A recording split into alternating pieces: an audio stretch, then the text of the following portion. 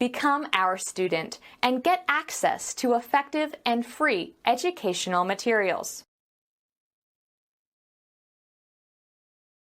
Oh, have you finished listing your study preferences? Yes, I have. Good. So, which is your top choice? Medicine. In my country, that certainly has great prestige. I see. Which subject did you put last then? Oh, history. That's interesting. Could you give any reasons for your choice? Can you explain why do you put medicine first? Well, doctors are such an important job. I mean, your health is the most important thing you've got, isn't it? I want to be important and help people. Yes, I suppose so.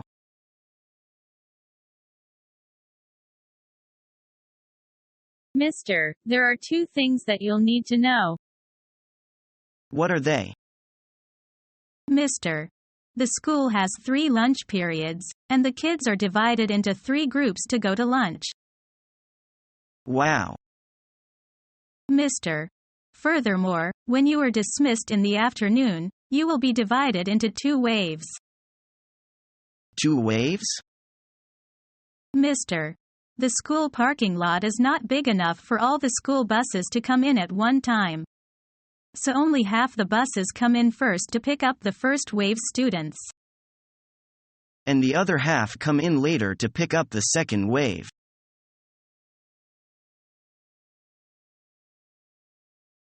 I've got to go home and study.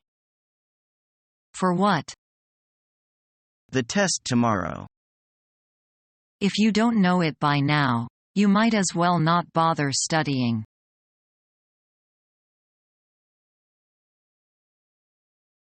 Could you tell me how to use the library?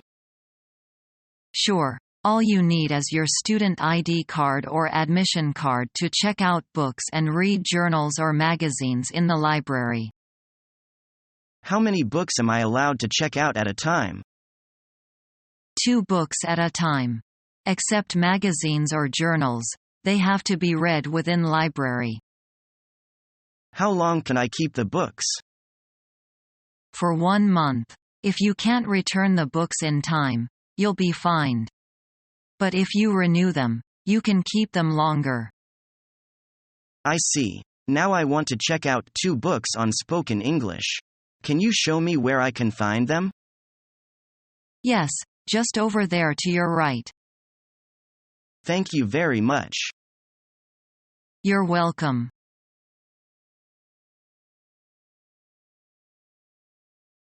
We've been cramming for tomorrow's history exam since early this morning.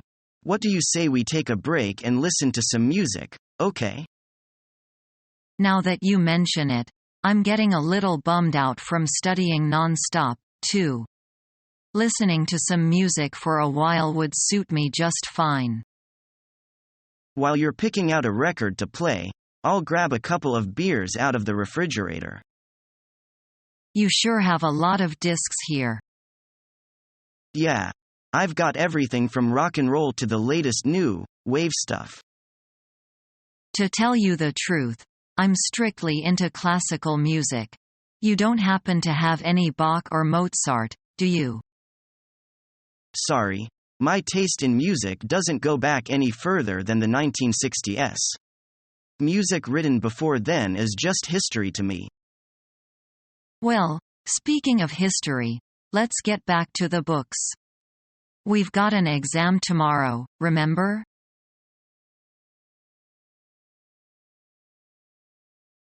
Excuse me, can you suggest a good book for me to read?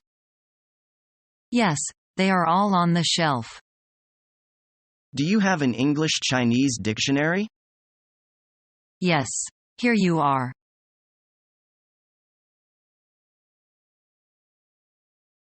Do you often buy magazines?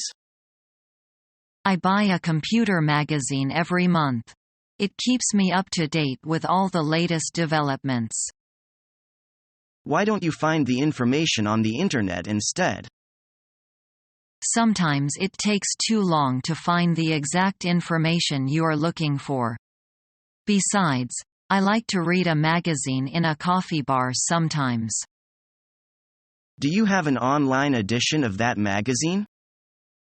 Yes, they do. But you can only access all the articles if you have a subscription. Do you have a subscription? Yes, I do. The magazine arrives by post at the beginning of each month. Do you ever buy magazines? I only buy them if they look particularly interesting. I don't buy any regularly.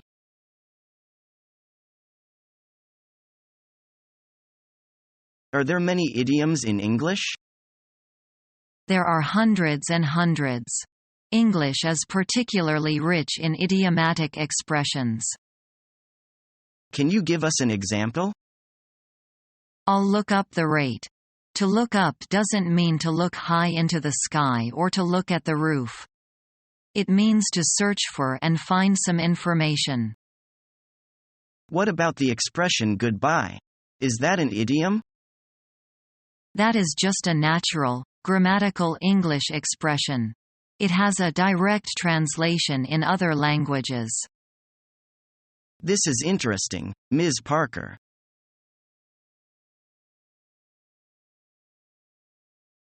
What are you reading? It's an article about language.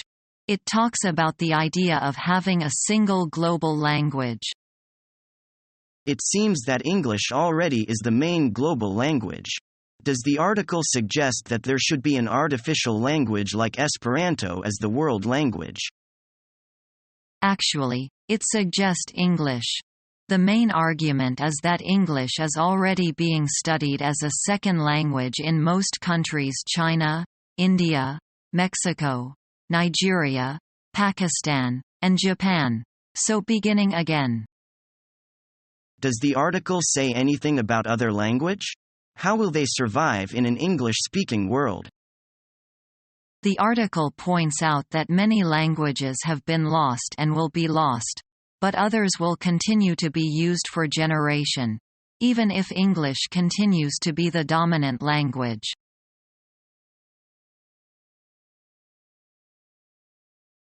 Hi. My name is Lean, and I'm from Russia. Nice to meet you, Lean. My name is Alike. I'm from Japan. To me, English is a difficult language. A second language is always difficult. True, but English is harder than most. It's a crazy language. A crazy language? Why do you say that? One letter can have several pronunciations and one word can have several meanings. No wonder you say English is a crazy language. Become our student and get access to effective and free educational materials.